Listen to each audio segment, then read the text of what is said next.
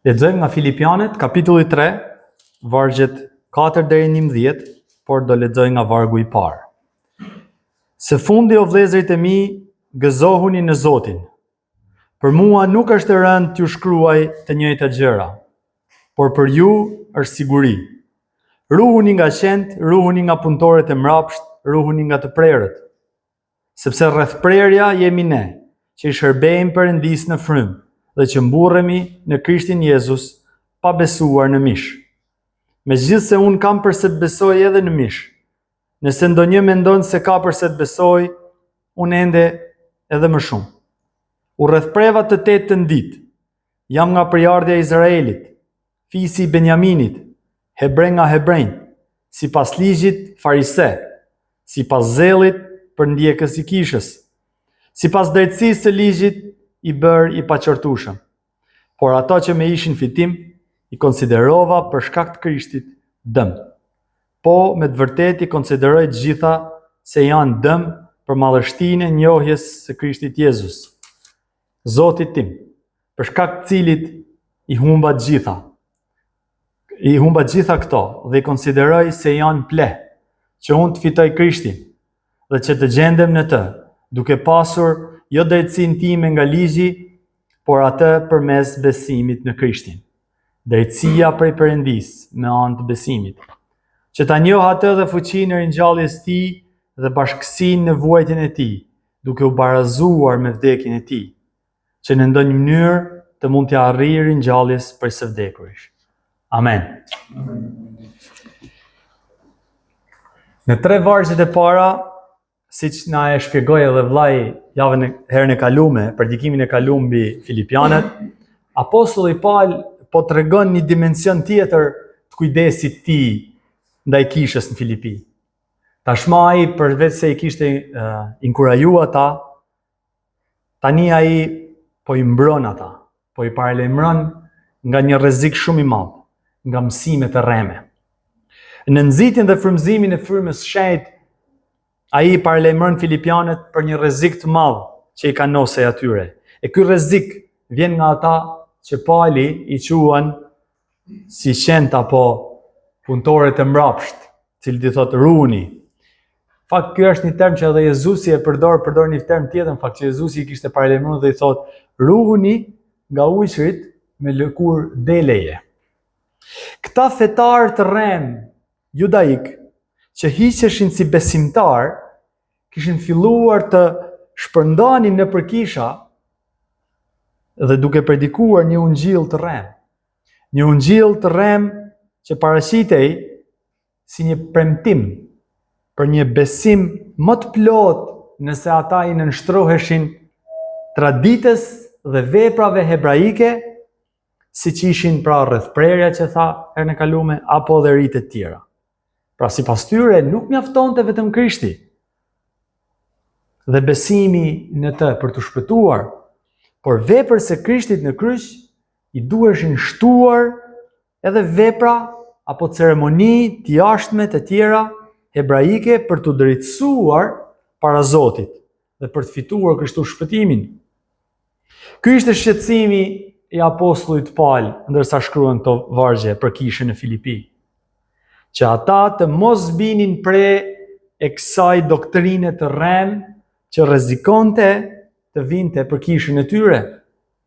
Pauli e dinte shumë mirë efektin shkatërrues që kjo doktrinë kishte për një kishë. Mbani mend kisha Galatis kishte një problem të tillë. Ai u tregua, Pauli kur i shkroi kishës së Galatis, u tregua i ashpër në ato që kishin ra pre e kësaj doktrine.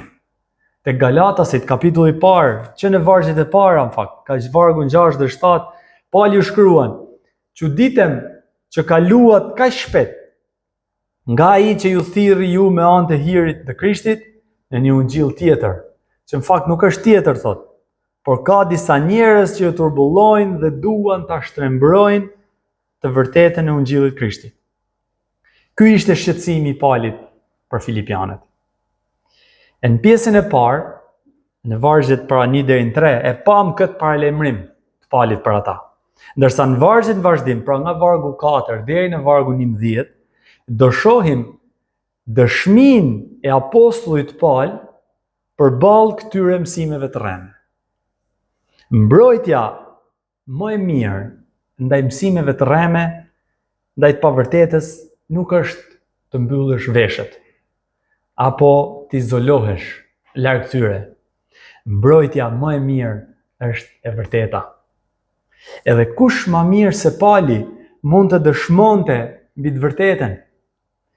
Ai ishte ekspert i judaizmit dhe traditës hebreje që këto mësues të rrem donin t'ja mbi vendosnin Krishtit në doktrinën e tyre, por gjithashtu ishte njohës i Krishtit, ishte njohës i besimit vërtet. Pra Pali i paralajmëron besimtarët në Filipi, por dhe ne thot për rrezikun që i kanosej dhe i thot që të kenë kujdes dhe të ndjekin shembullin e tij. Pra ai fillon dhe ndan dëshminë e tij kundër këtyre mësimeve të rreme. Një nga mjetet më të forta që edhe ne si të krishterë kemi kur ndajmë ungjillin është dëshmia jonë e besimit. Patjetër, Bibla na mëson që fuqia për shpëtimin e kujdo që beson ndodhet tek ungjilli, jo tek aftësia jonë apo e dëshmisë tonë. Dëshmia jonë nuk është për të treguar për ne, është për të treguar për Krishtin, është për të drejtuar njerëzit te Krishti. Ai shpëton.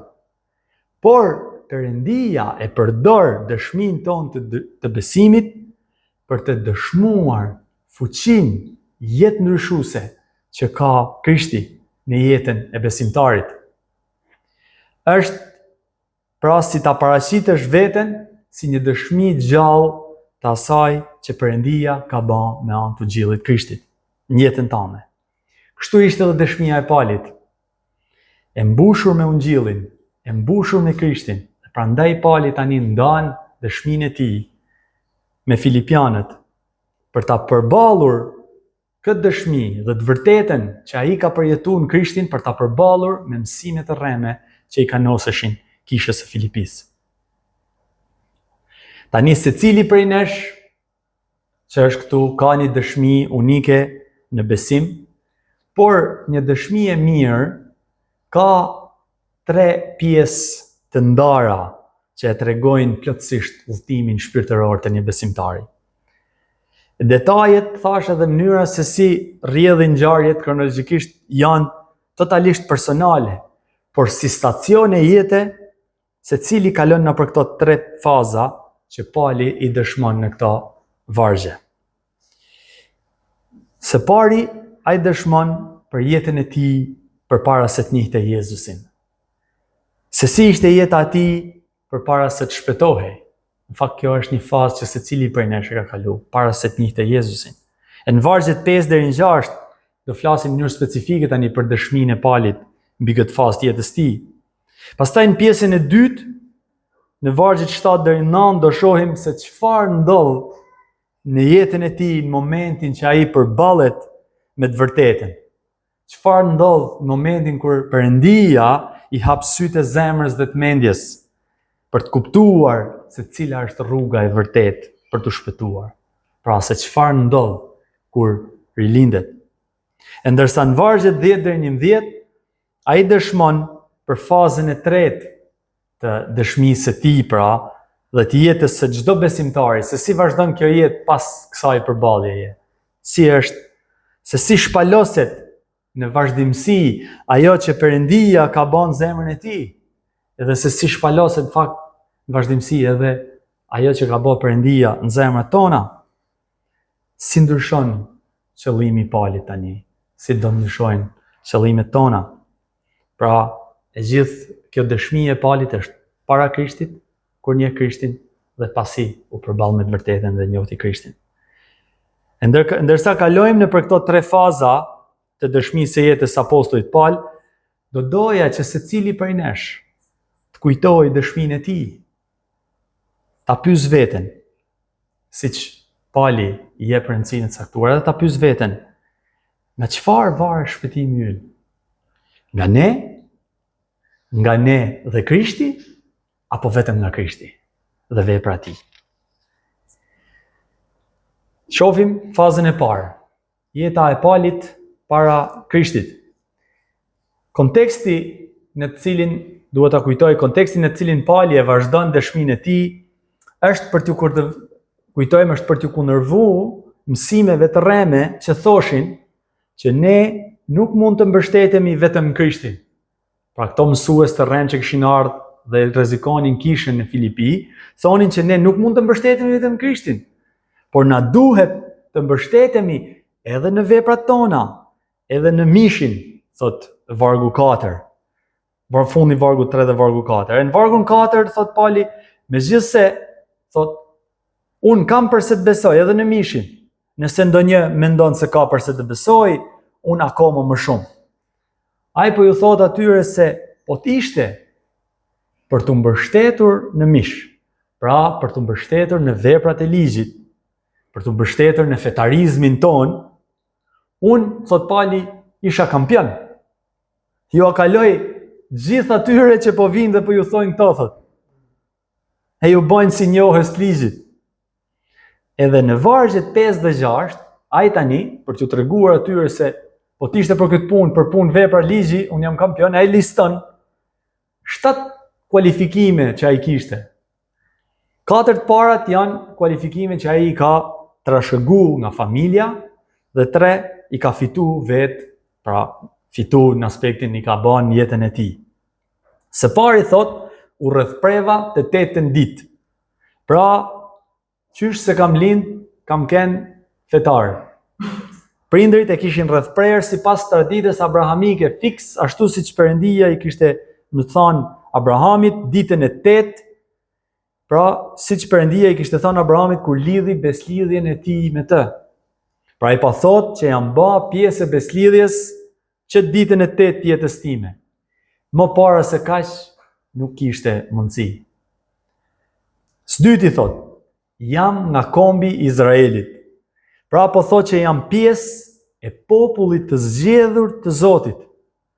Pra po thot që jam me kombësinë e duhur, racë e pastër. Pra jo vetëm nga Abrahami, por edhe nga pasardhja e Jakobit.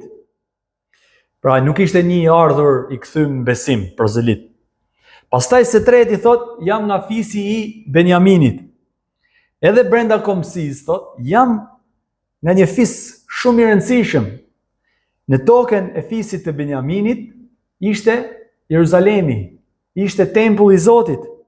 Fisi i Benjaminit, derisa lexojmë Djatën e Vjetër, ishte i vetmi që i qëndroi besnik Judës dhe familjes Davidit, kur mbretëria u nda pas vdekjes së Solomonit. E së katërti thot, unë jam hebre nga hebrejnë. Pra, jo vetëm me përjardhje të pastër, por edhe kulturalisht jam rrit me tradita, me gjuhë, me gjitha hebrejnë. Prindërit e kishin rritur me gjitha cilësitë e një hebreu. Ai kishte mësuar nga mësues hebrej, që thot, madje thot, unë nga mësuesi më i famshëm që ishte, thot, ka mësuar nga Gamalieli. Pra ishte një hebre, si i thona ne, 24 karaç. Gjitha këto cilësi që ai përmend deri tani vareshin më shumti nga familja e tij. Por ai tani liston edhe cilësi tjera që i kishte arrit vetë, që i kishte fituar vetë gjatë jetës së tij. Së pesti thot, sipas ligjit farise. Tani farisejt ishin grupimi, pra ose sekti më konservator brenda fesë judaike. Ai kishte zgjedhur grupimin, pra ishte atashuar dhe kishte zgjedhur këtë linjë, grupimin më të lidhur me fjalën, ata ishin grupimi më i lidhur me fjalën e Zotit. E studionin fjalën e Zotit më shumti se gjithë grupet e tjera hebraike. Ata, pra farisejt, e distanconin, ishin një grup kaq i pastër në mendjen e tyre sa e distanconin veten nga të gjithë të tjerët, nga çdo papastërti, pra ata ishin, si më thon, elita e fetarizmit mes hebrejve. Dhe thot, unë isha i tillë, sipas ligjit farise. Së gjashti thot, sa për zellin, për ndjekës i kishës. Pra ai nuk ishte thjesht një fetar pasiv, që lexonte akademik, mësonte mbi fjalën e Zotit. Po ishte i zellshëm fetarizmin e tij. Jo thjesht një fetar pra i rëndom, por zelli i tij madje binte në sy, ishte i dukshëm për gjithë. Ai ishte agresiv në zellin e tij. Kemi mësuar tek Veprat e Apostujve se si ai pra përndiqte kishën, thot. Merrte letra dhe shkonte për të arrestu, për t'i kap ku ishin besimtarët e krishterë, pra që kishin hyrë nëpër sinagoga, hebrejnë që ishin konvertuar në krishterë, donte t'i kapte, t'i kthente, t'i çonte para gjyqit, t'i dënonte si mohues të besimit hebrejik. Pra ai ishte aty duke mbajtur, thot fjala e Zotit, madje duke mbajtur rrobat e atyre që goditen për vdekje Stefani. Së fundmi thot, për sa i përket drejtësisë që është në ligj, i paqërtueshëm. Ai po thot që moralisht ishte i paqërtueshëm. Sipas drejtësisë këtu thot pra, sipas drejtësisë legaliste, sipas ligjeve, ceremonive që kishin ata për së jashtëmi, për dukje, pra duke mbajtur udhërimet, duke mbajtur ceremoni, duke i bërë gjitha, thot, unë i kisha gjitha, isha i paqërtueshëm, por ai nuk ishte i pamkat. Fjala që thot tu është i paqërtueshëm, pra i paqërtueshëm së jashtëmi, pra nga jashtë s'kishte kush ku me e kap në fetarizmin e tij. Pra me e përmbledh në fetarizmin e tij, këto ishin arritjet më të mëdha që një hebre mund të arrinte. S'kishte më, që nga lindja deri jetën e tij si i rritur. Prandaj thot edhe niveli i vetë drejtësimit, pra i konfidencës në veten i palit, në këtë fazë të jetës ishte më i larti. Pra si thot i shok jemi, ishte peshkaqen. Pali pro thot pra se nëse kishte kush me qa me umburr, me aftësitë e veta, sipas veprave të mishit, thot, ai kishte më shumë se kërkush. Ai kishte çdo gjë që mund të kishte një hebrej së jashtëmi. Por ai nuk kishte atë që i duhej për të shpëtuar. Ai nuk njihte Krishtin.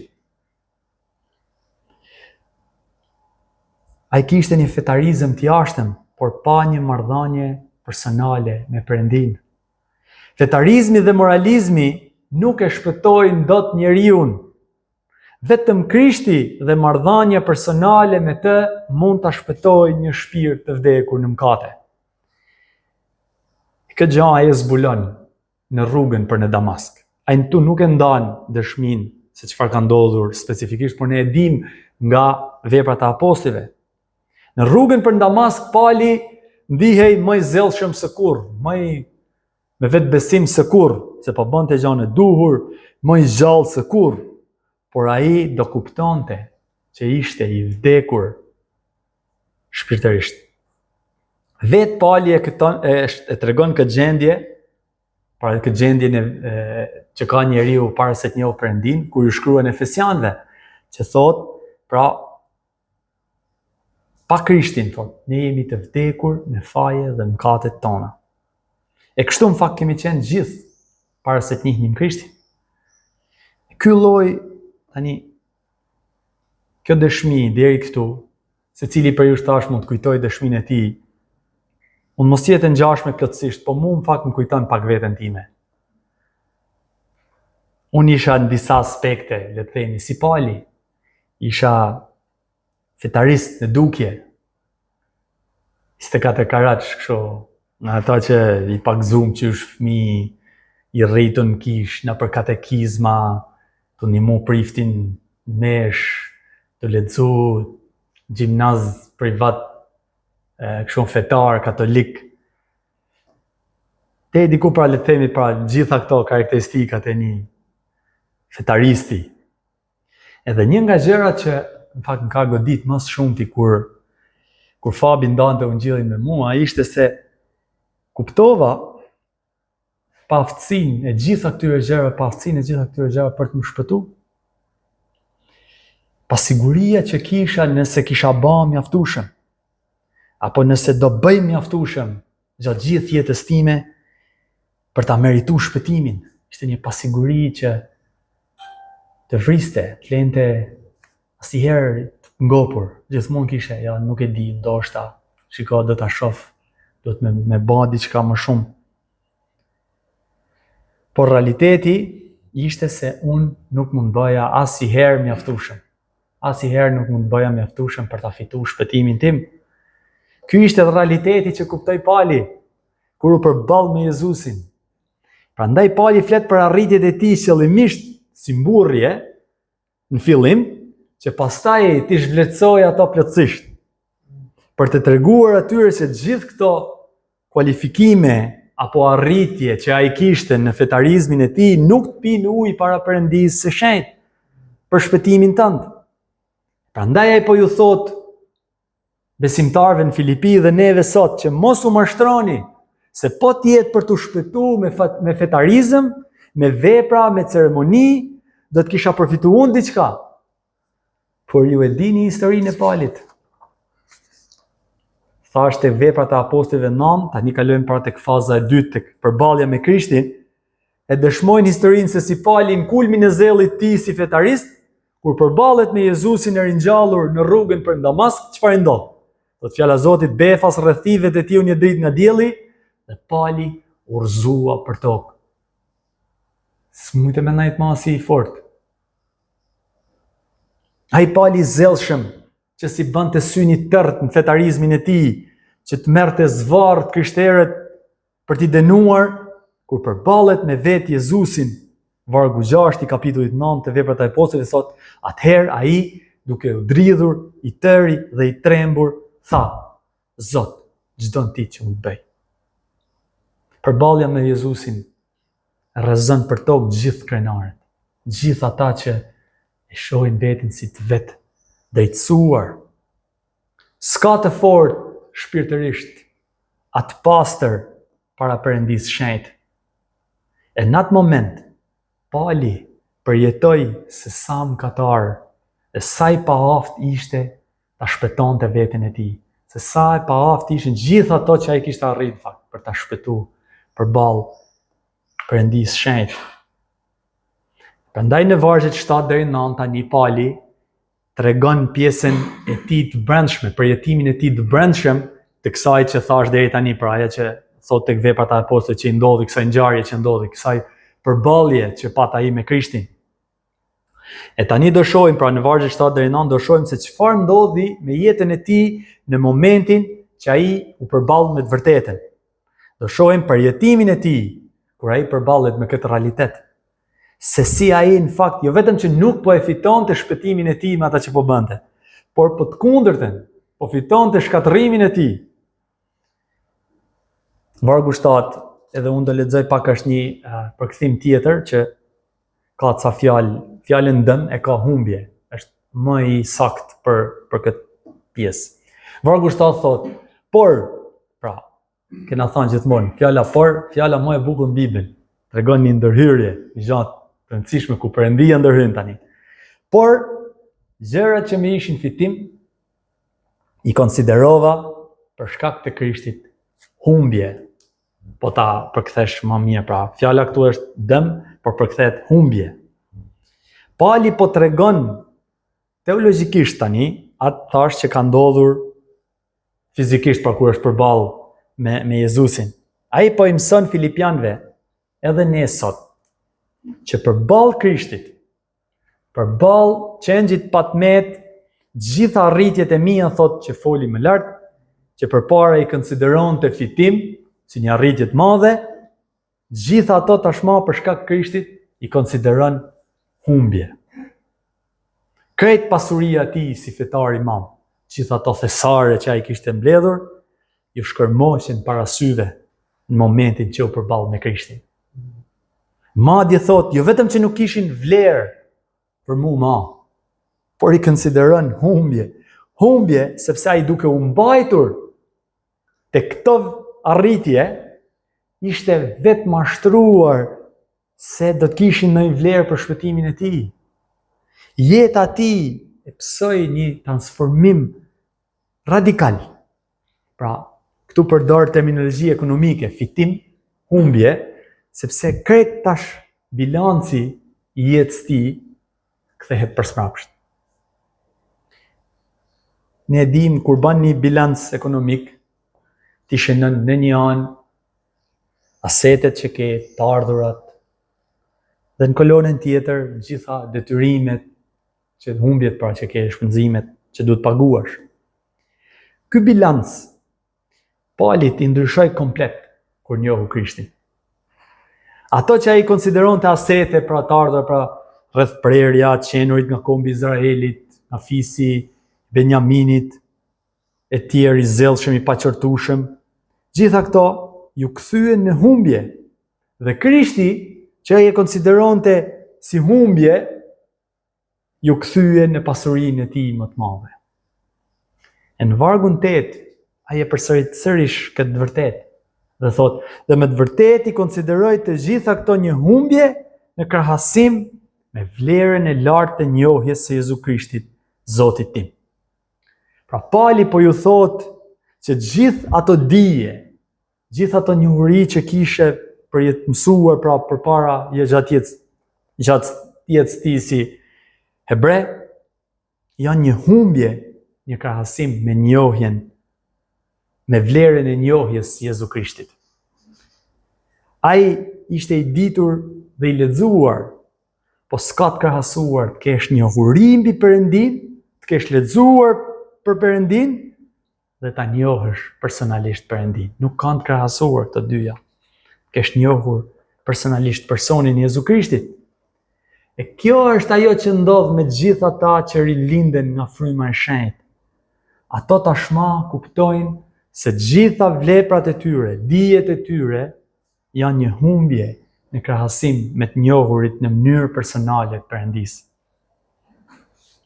Të njohësh në mënyrë personale personin e Jezu Krishtit, jo thjesht marrësh informacion.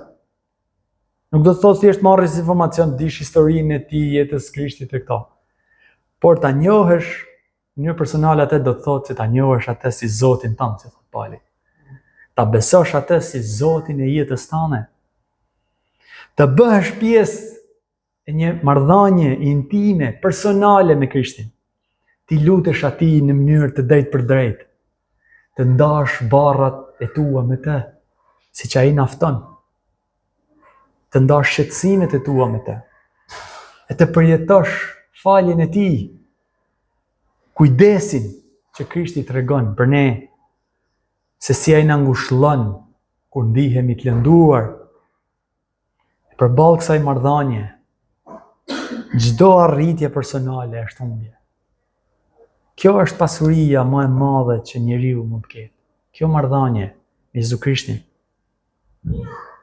Në pjesën e 2 të vargut 8 vazhdon të thotë, për shkak të të cilit i humba gjitha këto dhe i konsideroj si ple që unë të fitoj Krishtin.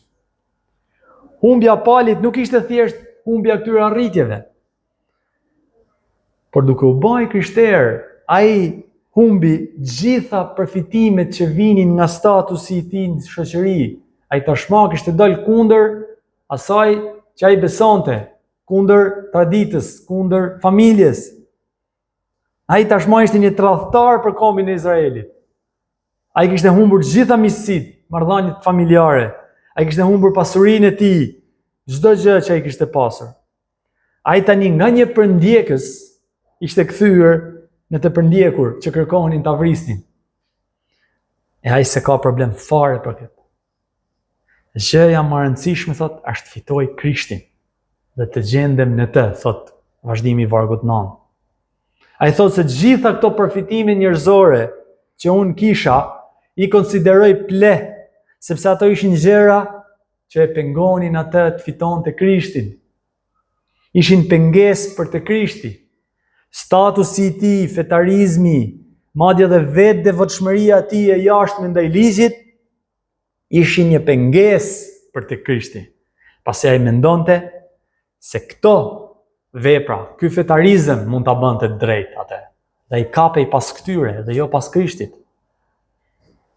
Por përballja me Krishtin ja ndryshoi plotësisht këtë mendim. Vargu 9 na dëshmon këtë.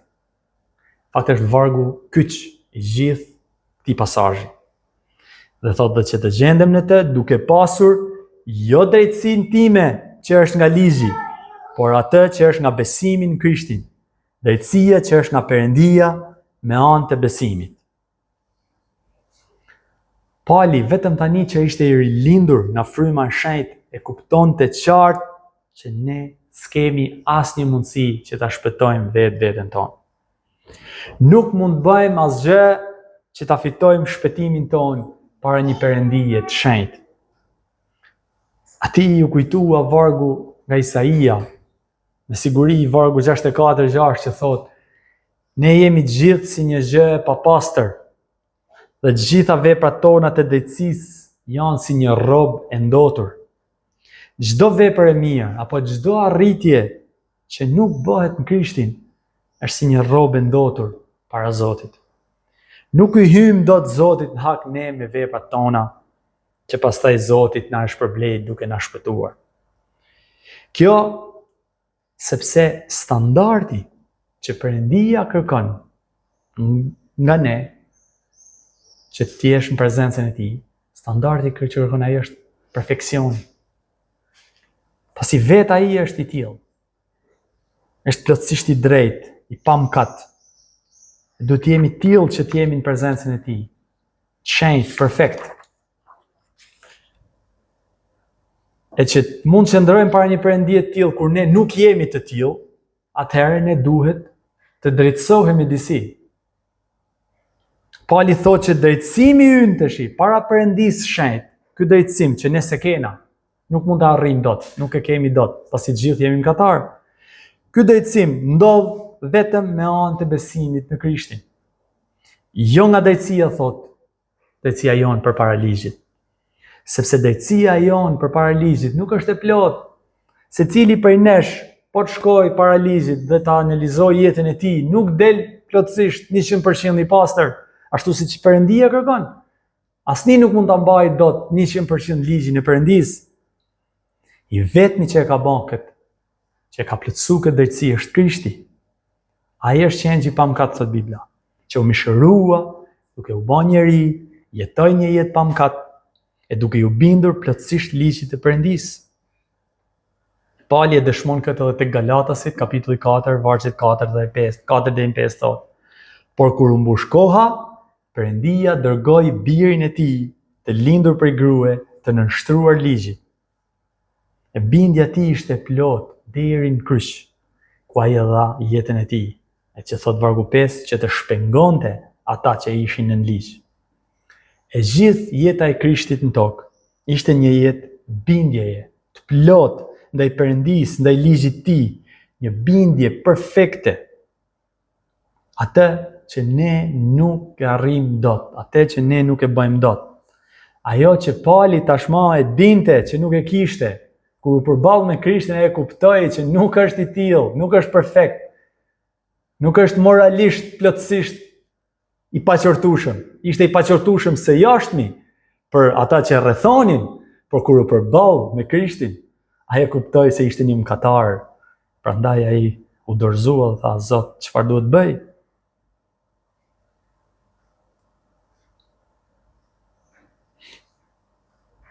E kur e kuptoi se nuk e arrinte dot, ai donte veç diçka, thot vargu, të gjendej në Krishtin.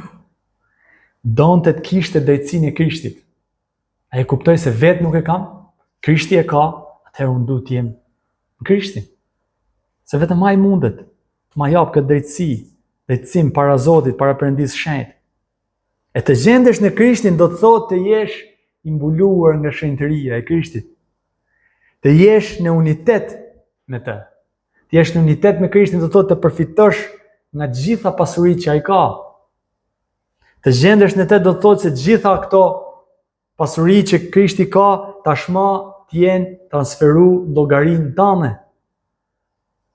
E Pali na mëson se me anë të besimit, e gjithë drejtësia e Krishtit, e gjithë bindja e tij e plot ndaj ligjit të Perëndisë, tashmë kur ne besojmë Krishtin, tashmë kjo bindje të llogaritet ty.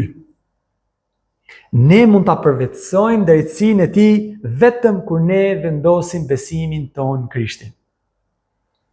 E ne marrim drejtësinë e Krishtit ndodh ai shndërrimi dy fish që kemi thënë pra. Në momentin kur ne besojmë Krishtin, ne gjendemi në të, ne marrim drejtësinë e Krishtit dhe Krishti merr mëkatet tona. Me anë të vdekjes së tij në kryq, Krishti na shpengoi nga paga e mëkatit, që ishte vdekja. Vetëm kështu ne mund të bëhemi të drejtë, vetëm me anë të besimit në Krishtin. E të besosh në Krishtin do të thotë të mbështetesh plotësisht ai. Jo një dorë këtej, një dorë anej.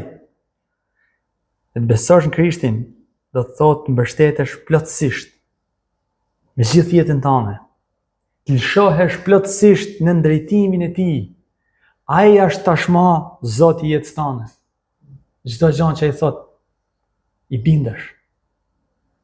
Nuk je si ai që do të më mbajt, si thënë dy kunguj në një sjetull. Je plotësisht në Krishtin. E këtë bëri Pali. Këtë bëri Pali, që nga momenti i përballjes së tij me Krishtin, ai besoi atij dhe ja dorëzoi jetën e tij Krishtit.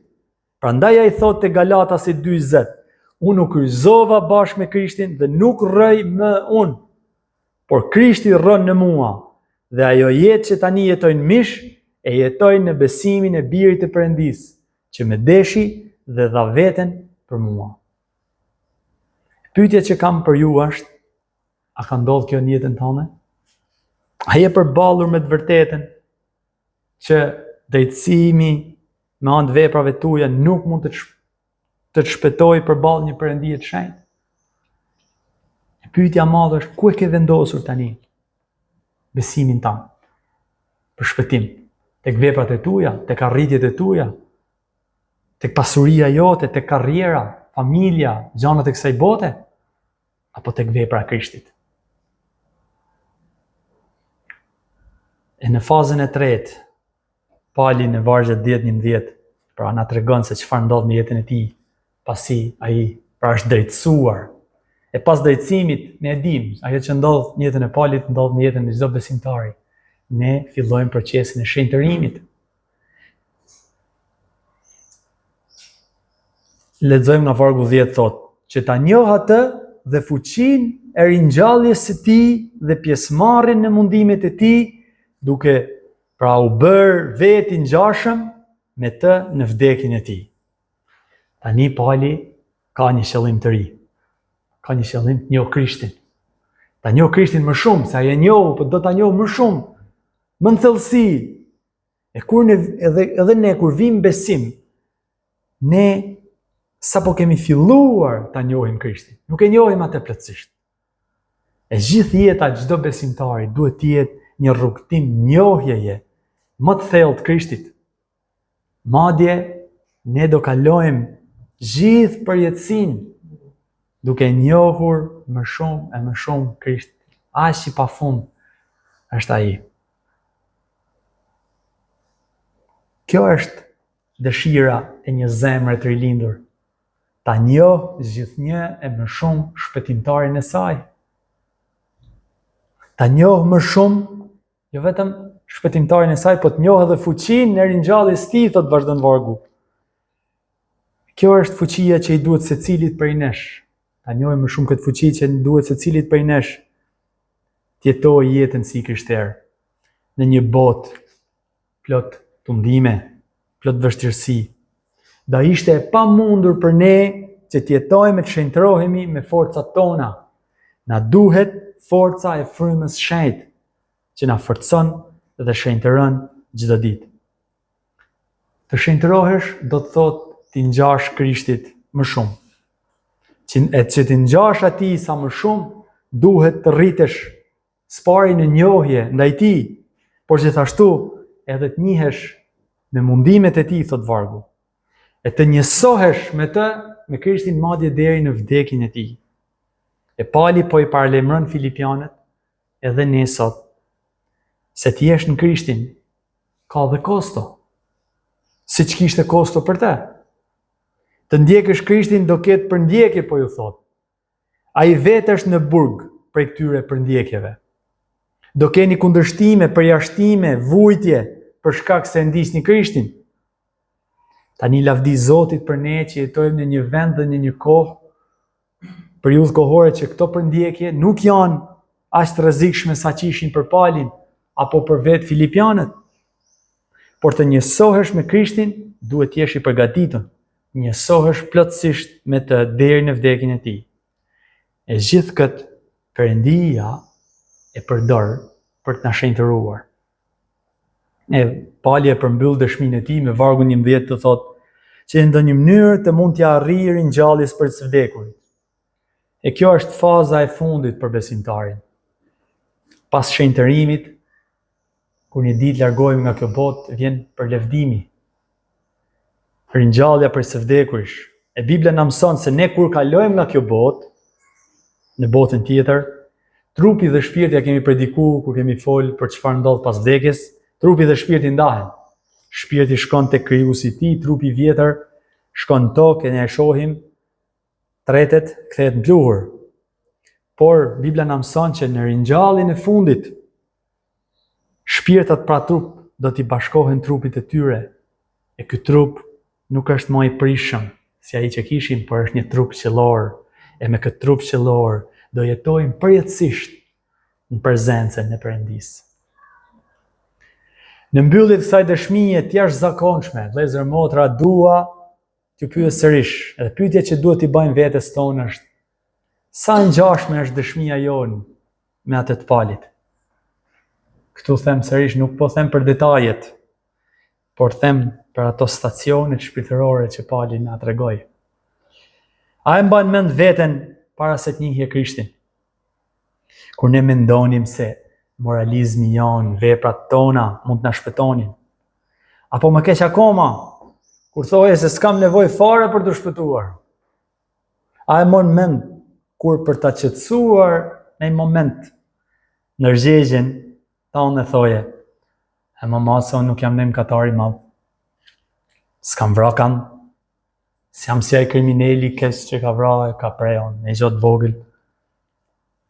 Edhe po kam bën një gabim, më falet, se kam bën mere, kam bën gjëra të mira, kam ndihmu njerëz, kam ndihmu të varfnit." Po a je përballë me të vërtetën? A je përballë me Krishtin? A je përballë me faktin që asnjëherë nga këto vepra të mira nuk mund të drejtësojnë para Perëndisë shenjtë? A je pendu për mëkatet e tua? A i ke besu Krishtit si shpëtimtari yt, si Zoti yt? E nëse je nga ata që akoma nuk e ke bën, unë dua t'ju them se Bibla na mëson që të gjithë njerëzit janë mëkatar.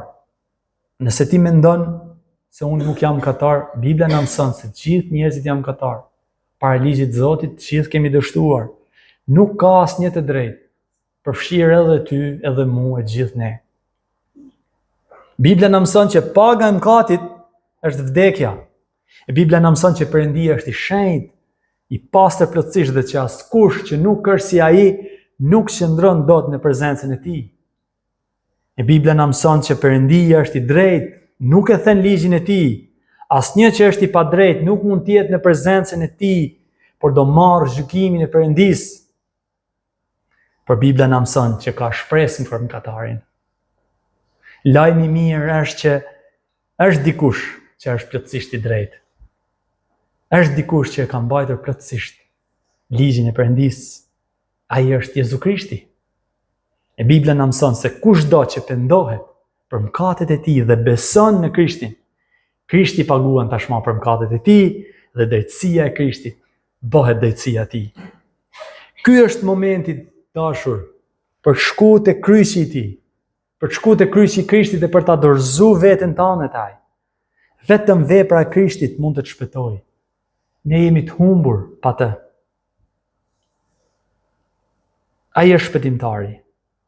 Mos u mbështet tek forcat e tua, pasi ato do të janë mbalt. Mbështetu vetëm te Krishti. Dua ta mbyll me një varg nga Titi, kapitulli 3, vargjet 5 deri në 6. Ai që na shpëtoi, jo me anë të veprave të drejta që ne bëm, por sipas mëshirës së tij, me anë të larjes së rilindjes dhe të ripërtëritjes së frymës së shenjtë, të cilën e derdhi me mbëshullim me ne me anë të Jezu Krishtit, shpëtimtarit tonë. Amen. Le të lutemi.